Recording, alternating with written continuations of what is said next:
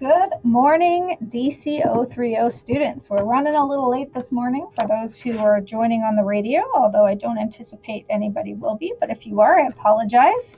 We're having some technical difficulties this morning. My name is Katie Birch. I'm the cooperative education teacher for course code DC030. We are rocking and rolling through this coursework, which is awesome. We are on topic 5 today. Privacy, confidentiality, and ethics at work is our topic. Just like I do every class, I'm going to remind you that getting through this coursework makes communication key to get yourself through this coursework, because there's lots of back and forth that need to happen between you and I, teacher and student. So communication through email is fine. On my email, kburch@nnec.on.ca, or you can text me on my cell, 807-738-3915, or you can even just message me in the Google Classroom, and that also sends me a bunch of notifications. So today's class isn't going to be super long today. You do have a little bit of work to do. There's also some catch-up work from last week. So don't be shy. Call out if you need help. Otherwise, let's get rocking and rolling. Our classwork is hosted in Google Classroom, so make sure that you are going to www.classroom.google.com with your login information from WASA, which is your first name, dot your last name, the numbers of the month of your birth date. So if it's January, it's 01, and the day of your birth date. If it's the 3rd, you're going to put 03. So if it's only one digit, you have to put a 0 in front of it, at nnecschools.org. I'll repeat that. First name, dot last name, month, day, at nnecschools with an S.org. And your initial password should be WAHSA, WAHSA, student, STUDENT, all lowercase.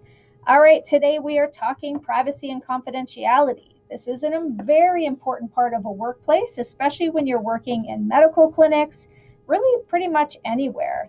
We're going to talk a little bit today about what it means to show privacy and confidentiality, some key things to think about. You're also going to learn that there's actually a student record that has all information about you and your schooling, and it's called an OSR, and I just want you to know that that's floating around there. We're going to talk about personal and business ethics. We're talking technology in the workplace, what that looks like and feels like, what it shouldn't look like or feel like, and why having good character matters when you're a good employee. All right, we're going to take a look at this scenario. This is Samar. She's enjoying her co-op placement at an interior design place. So far, she's met with most of the staff and she's helped out some designers and appointments. But she recently moved into a new office that has a huge loft, and she has to help the company settle in. So one day she was asked by an overworked assistant to move boxes or files. So while moving them around, she accidentally saw some confidential files that contain personal information about a few employees. She reads that one designer's salary is higher than another's, even though they both do the same job. Maybe Samar could impress some of her coworkers with her insider scoop. What do you think?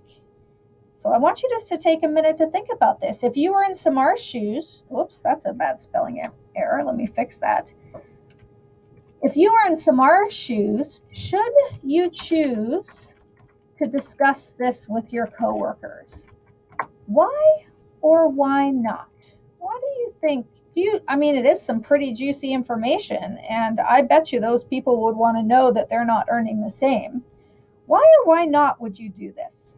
And what could happen if she did disclose that personal information? So I will tell you that most employers get you to sign a privacy and confidentiality agreement before you start working there, which means if you were to see information like this, you are to keep it private. What happens is you're going to risk your co-op placement or your employment situation if you're disclosing personal information. This is a fireable offense. So stay away from sharing any information. If you see something, you keep it to yourself and make sure that that doesn't get seen by others. Very commonly, you're going to see things left in photocopiers. All those things are to be kept to yourself. And what could happen to you if you disclose that information is you could get fired. So just be aware that these things do happen all the time in a workplace. So this is where your workplace ethics really come into play. So, privacy and confidentiality. Let's see why it's important in the workplace, and then we're going to have a little chat. We're going to watch a little video here. I'll turn the volume up a little, though I feel like it's kind of quiet.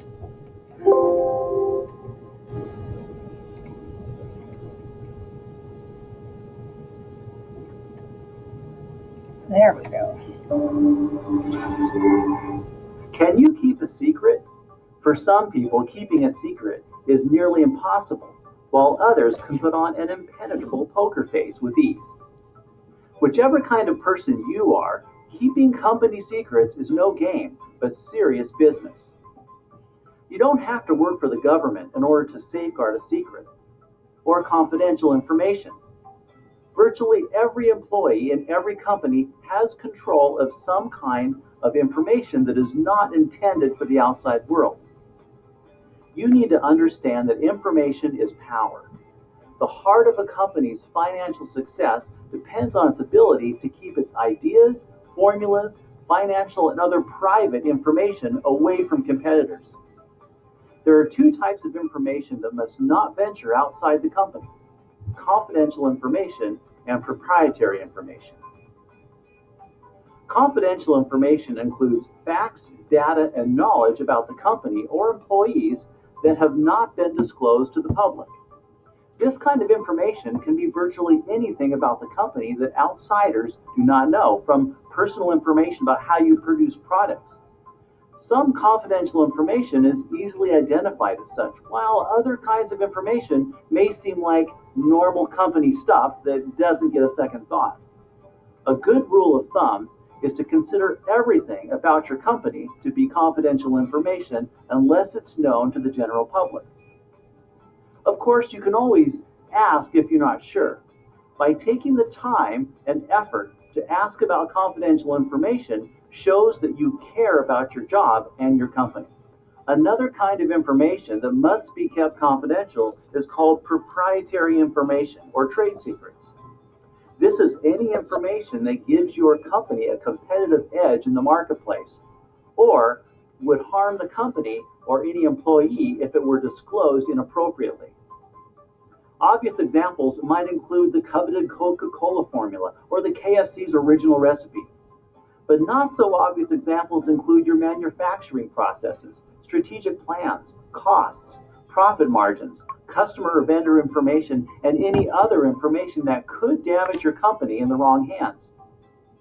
The best way to judge whether or not something is a trade secret is to check your company's website and other public sources to see that if that information is available in the public sphere. Both confidential information and proprietary information must be handled with the same high degree of confidence and sensitivity.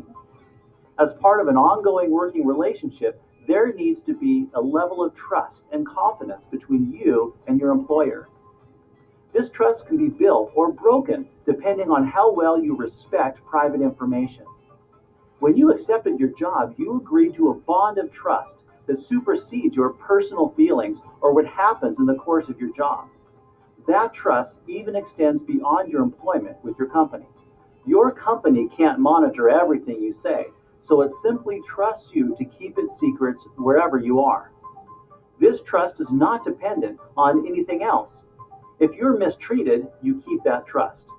If you feel underpaid or underappreciated, you keep that trust. You must view company information the same way you view private information belonging to those you really care about. When a friend asks you to keep something secret, your ability to follow through is a clear indicator of your dependability and friendship. In the case of the employer-employee relationship, the stakes are higher than just keeping a surprise party a secret or a bit of personal gossip. Your inability to protect confidential information can cost you your job, as well as the jobs of numerous other people. It's serious business with very expensive consequences. Loss of even a small but critical piece of information can ruin a company and run it out of business. Your ability to keep secrets shines a bright light on your character. Can you be trusted? Are you dependable? Do you care? Are you weak or strong willed? You need to understand that keeping confidentiality is a moral issue. The problem comes when we let our feelings water down our dependability and resolve to keep a secret.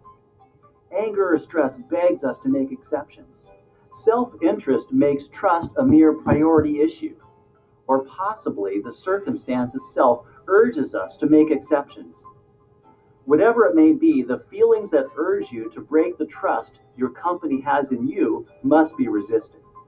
You may not be guarding the vault containing the Coca-Cola secret formula or the Colonel's original recipe, but the confidential information you guard in the daily course of your job is just as important to your company, and it should be important to you as well.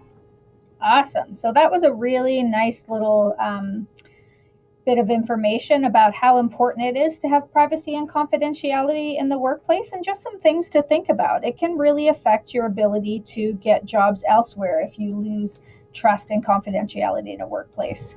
So all workplaces generally have information that needs to be kept confidential. So banks, doctors' offices, they all keep information about clients. And really, all this information is private. So this could include information about someone being sick or financial problems or issues that they might have. So everybody, employees and customers, all of the people in this situation expect that their information is protected. And I'm not sure if you know, but as a student, you actually have information that's kept confidential since the day you enter school, and it's called your OSR, your Ontario Student Record. And what the OSR is it's a file of information that's kept on you from when you enter school all the way to when you graduate grade 12. So in many cases, a lot of you have had this OSR for quite some time. So we're just going to quickly go over confidentiality and what that means. And it means that it's keeping information private and not sharing it with anyone without their permission to do so. Privacy is your ability to select what information will be given about you. And that falls sort of under what we call the Ontario Freedom of Information Protection and Privacy Act that protects your right to privacy.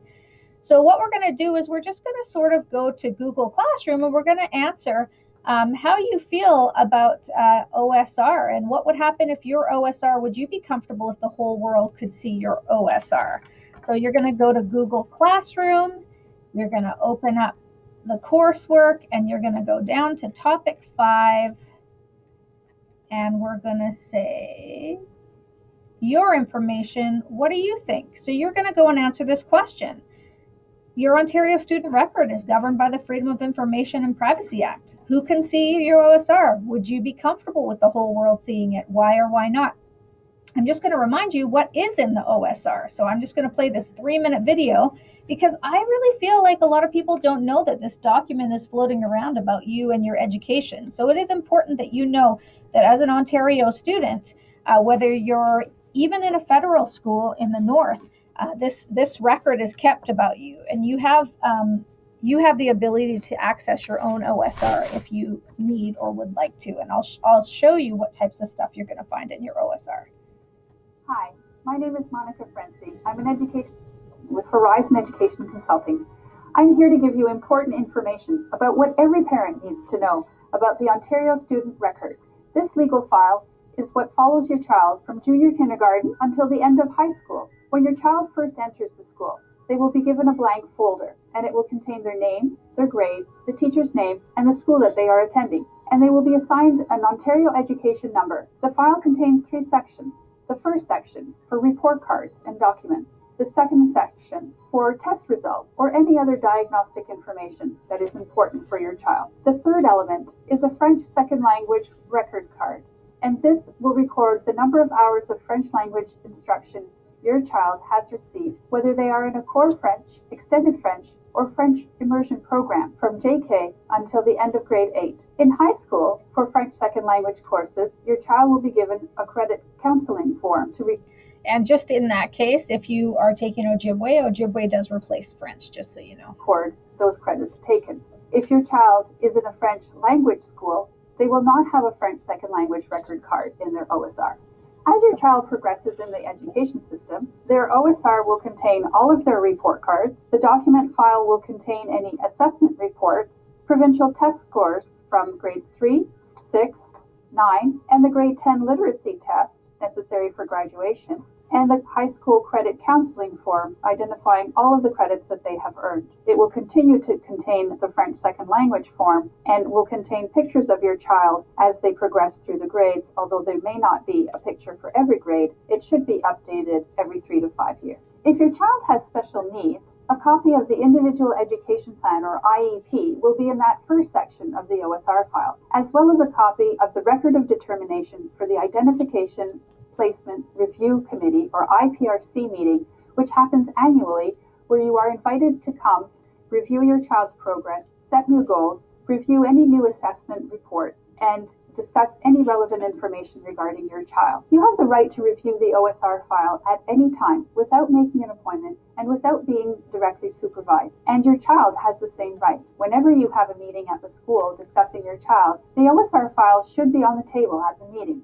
as part of the discussion. If you transfer your child to a new school, the OSR file will follow the child to the new school, as the new school district will request it from the old school district. If your child goes to a private school, that institution may or may not request the OSR file. If you leave Ontario, your child's OSR file will stay at the last school for 2 years, after which time it will be transferred to the district office, where it will be kept for 7 years, and then digitized, and then the digital copy kept for 50 years.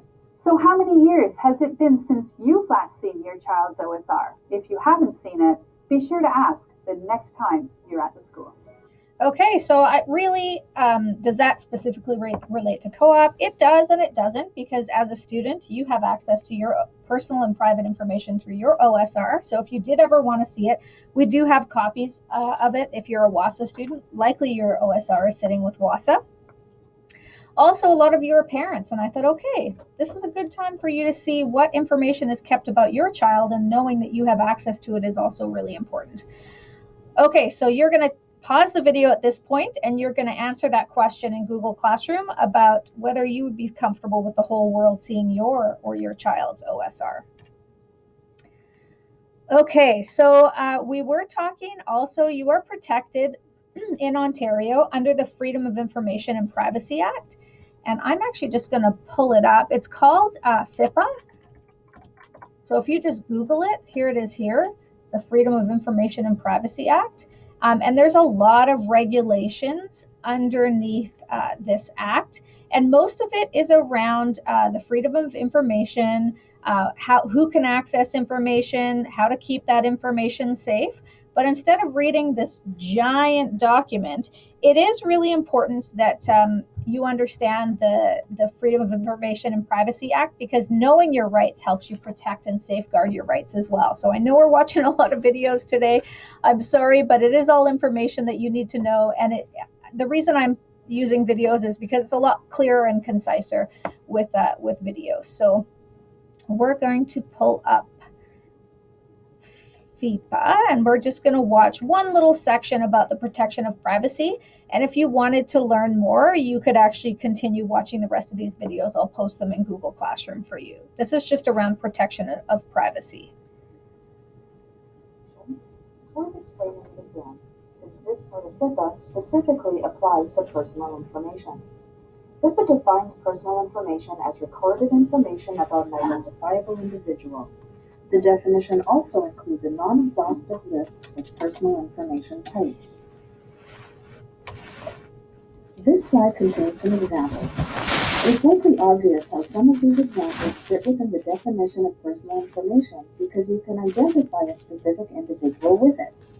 Things like a person's name, address, and phone number. Others aren't so obvious. The bottom line is that you can identify the individual that the information is about with their personal information. You'll notice that personal health information is listed here. That's because personal health information is a type of personal information. However, it is important to note that when it comes to protecting personal information, you need to comply with the Personal Health Information Act, or FHIA, and not FIPA. What does it mean to protect privacy? Protecting privacy is really the big overall picture that has pieces that interlock like a puzzle. Those pieces include privacy itself, as well as confidentiality and security. Privacy is being able to control the flow of our own personal information, not being compelled to reveal information that's not necessary to reveal. We all have a right to privacy, and it's laws as FIPA that protects these rights. Confidentiality is the obligation we as employees have to ensure the information is not accessed by unauthorized persons. FIPA provides rules to follow to ensure we hold individuals' personal information in confidence. Security is about the mechanisms and arrangements put in place to safeguard the information. FIPA contains rules that obligate public bodies to preserve privacy rights, ensure confidentiality, and make security arrangements to protect personal information at all times. The ultimate goal of the protection of privacy rules is to encourage public bodies to proceed in the least privacy-invasive way while still effectively accomplishing our purposes for delivering our services, administering our programs, or carrying out our activities. What are those rules? In this presentation, those rules and requirements are broken down into 5 areas: collection, use, disclosure, retention, and security. The rules for collection, use, and disclosure are very detailed and specific. The rules for retention and security are not as specific. Each public body has a responsibility to determine what arrangements are necessary to satisfy those rules. Let's start with discussing collection, use, and disclosure. Many of us have to collect personal information to do our jobs, and we use that information to carry out our responsibilities. Sometimes there's a need to disclose personal information outside of our public body. The authority to collect, use, and disclose personal information, and how we do those things, must be in compliance with this part of FIPA. Collection, use, and disclosure are not defined terms in FIPA, but they do have generally understood meanings. Collection is gathering, obtaining, or compiling personal information. Use refers to what the public body does with the personal information that was collected. When any employee within a public body accesses the personal information, it is considered a use. A disclosure is when the public body shares personal information with those outside of their public body, whether it be to an individual, an organization, another public body, or another government. With respect to collection, FIPA permits public bodies to collect personal information under any one of the following 3 circumstances: when the collection is authorized by or under a law of Manitoba or Canada, when the information collected is directly related to and necessary for an existing service, program, or activity, or when the information is collected for law enforcement or crime prevention purposes. You'll notice that consent is not listed as an authorized reason for collecting information. It's a common assumption that consent is an authorized reason for collecting personal information, but that is not the case. Consent does play a role in other areas, but not to authorize a public body's collection of personal information. When the collection of personal information is authorized under one or more of these 3 circumstances, FIPA further requires that the collection of personal information be limited to the amount necessary to meet the purpose it is collected. The idea is often referred to as the minimum amount principle. That means that just the right amount of personal information should be collected. Too little and you can't do your job properly. Too much and you may be breaking the law. The bottom line is that you can't collect more information than you actually need to meet the purpose. The idea of collecting personal information just in case, or because we've always done it that way, is not uncommon, but it is not supported by FIPA. Every piece of personal information collected should be necessary to meet the intended purpose. FIPA also requires that personal information Okay, we're collected going from the to individual stop that it there because that sort of gives you a nice overview. Interestingly, I really liked that cartoon that said, just because we've always done it that way doesn't mean it's right. So changing policies and just being aware of the information that's collected on you and other folks is really also an important part of being ethical, essentially.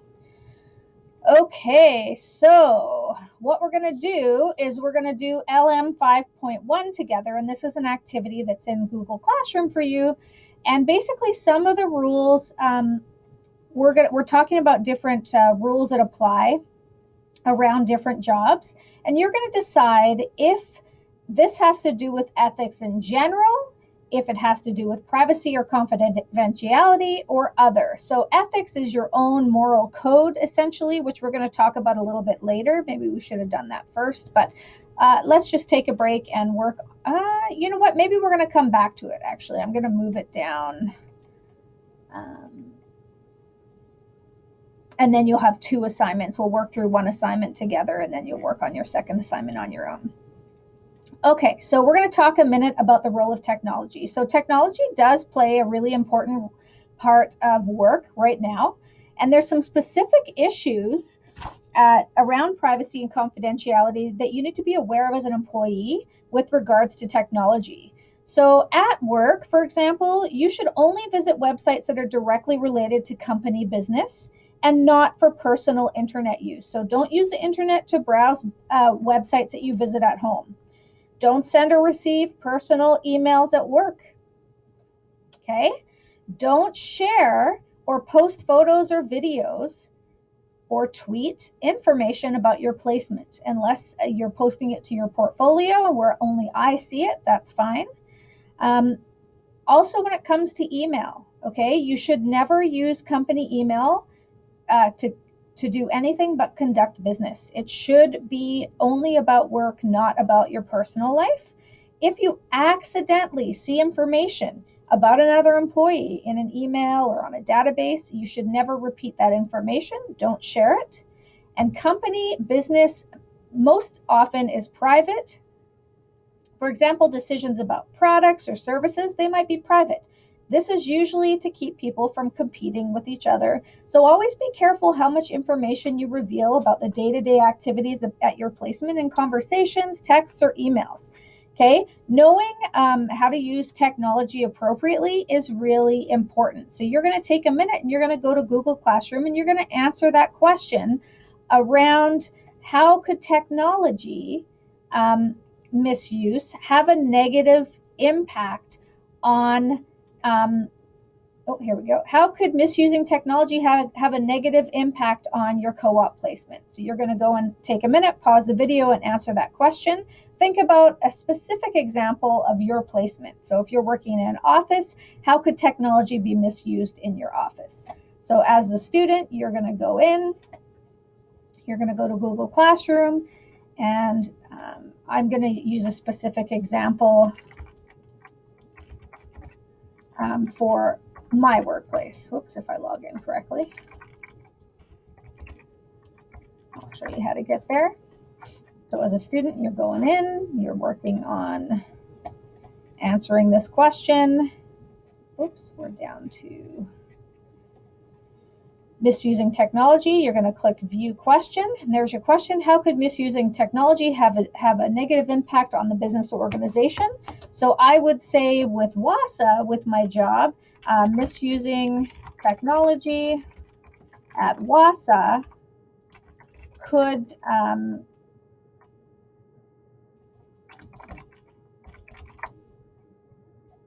affect my students and colleagues. All information about students needs to be stored in a safe place away from others. Otherwise, I could lose my job and or the student could leave WASA and go to another school. That could be a consequence. Because when you lose that trust, it is very difficult to get it back. So you're going to turn in the answer to your question, make it relevant, specific to your workplace, and then that's it. That's all you have to do for that assignment.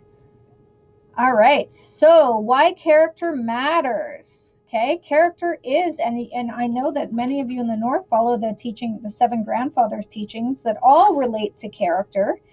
On the job, character matters just as much as it does anywhere else. The workplace is where your character is tested every day, whether someone's gossiping to you at a water cooler or whether you're sharing information that you should or shouldn't be sharing. So we're going to brush up on these challenges and think about how you'd like to be perceived at work yourself.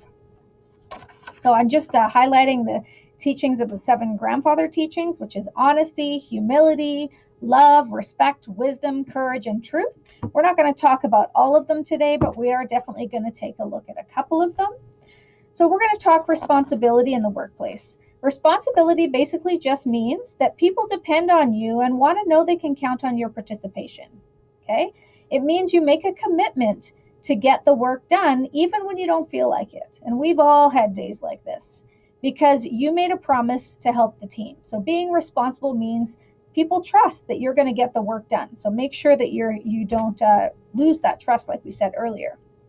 Respect, which is one of the teachings of the 7 grandfathers, is respect involves showing consideration and appreciation for people, their property, and your environment. So respecting your environment, whether it's your personal workstation or lockers or even the things like the staff kitchen, respecting that when you take dishes, you wash your dishes and you put them back. It involves treating other people the way you want to be treated yourself and honoring other people's needs, wants, and different beliefs and values than you. So not everyone holds the same values and beliefs, and you don't have to hold those same values and beliefs either, but you do have to be respectful of people's differences, okay? At work, you can show respect by, one thing is by listening openly and asking questions. Listening is a very important skill that a lot of people forget about. Knowing to ask questions, awesome, that comes more naturally to people, but listening and actually hearing those questions are just as important as asking them. You can also demonstrate respect for diversity by being willing to accept people's differences and being open to have a conversation about those differences. Okay, next one we're talking, which is also a teaching of the 7 grandfathers, which is honesty and integrity. Honesty isn't just about telling the truth. It means being genuine with other people. It means being truthful with yourself. Oh gosh, I made another mistake there. Let me go back and fix it. Typing too fast this morning, I guess. In most cases, it's better to admit your mistakes than to cover them up. And everybody makes mistakes. Okay? Employers value employees who they can trust. So trust is vital in the employee and the employer relationship. Okay, so now we're going to take a look at, so we know ethics in general is our own sort of code. Privacy and confidentiality is workplace code, but also very important. And O is other, which may be more opinion related. So we're going to take a look. We're going to go to LM 5-1, and we're going to take a look at this final assignment. And then I'm going to leave you to do your scenario assignment on your own today. So let's go take a look as my demo account. You're looking for classwork, topic 5, and you're looking for personal and business ethics. You're going to open up the assignment. Okay, so all you have to do here is you're going to read the scenario, okay? This one's is around McDonald's. I'm sure we've all been to McDonald's. Employers may not use the company's computers and office supplies for their personal use. Is this a ethical situation? Is it privacy and confidentiality, or is it other? So I would say this is ethics, right? They're not going to really know. It's not breaching anyone's confidentiality or privacy, but it certainly comes down to your own personal ethics about whether you're using computers and office supplies for your personal use. Employees may not work for another company that's a competition with McDonald's. Okay, where does that come under? Is that under ethics, privacy or confidentiality, or other? I would call it privacy and confidentiality because they don't want the secrets to be disclosed. Like they don't want you working for Kentucky Fried Chicken to tell all the McDonald's secrets. I'm sure lots of people want to know what that fried chicken recipe is. Okay, privileged company information must be respected. Again, that comes down to privacy and confidentiality. An employee may not harass or intimidate anyone. If you feel like this could fall under 2 categories, certainly this is all your opinion. There's no right or wrong answers for this.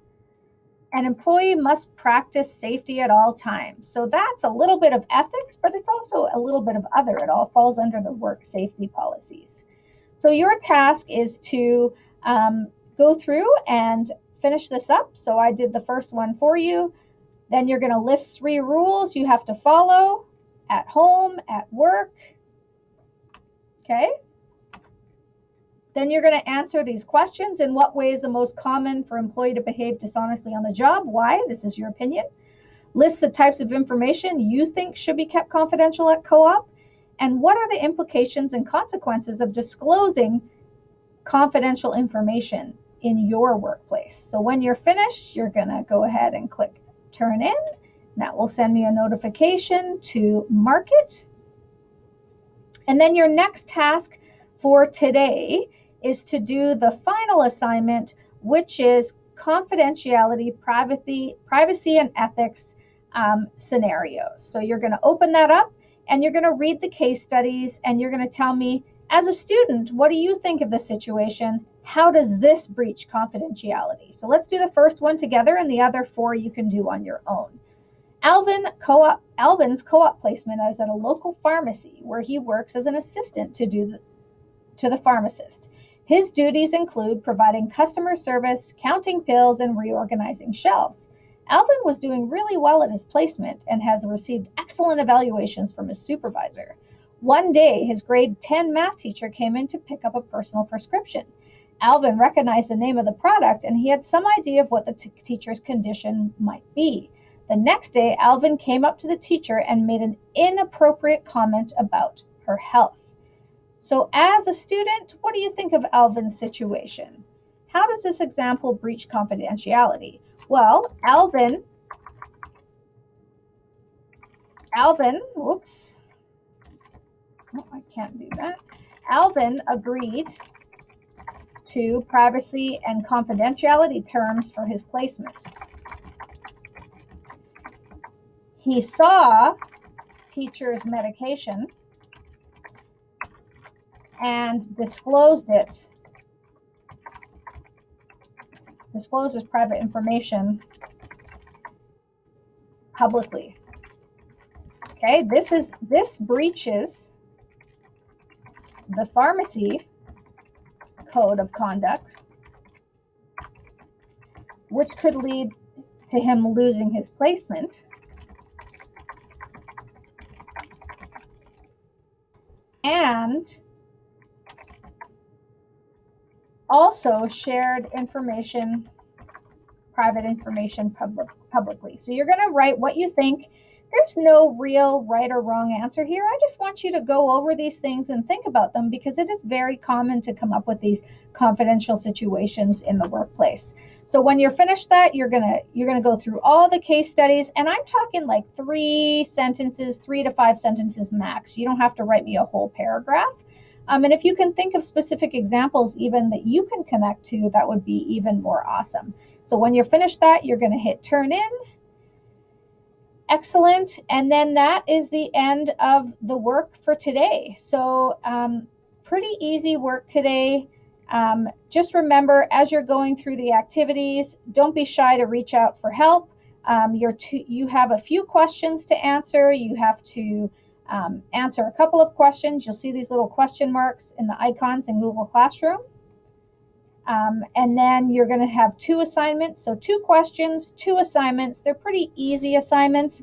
If you're looking for recordings, you'll see that I've started sharing the recorded lessons by topic at the very top of our page. So it's easier for you to find if you need to watch back the recordings for help to complete the assignments. All right, you can also find the recordings right under each topic as well. You'll see there's YouTube videos. All right, well, we're going to stop class there.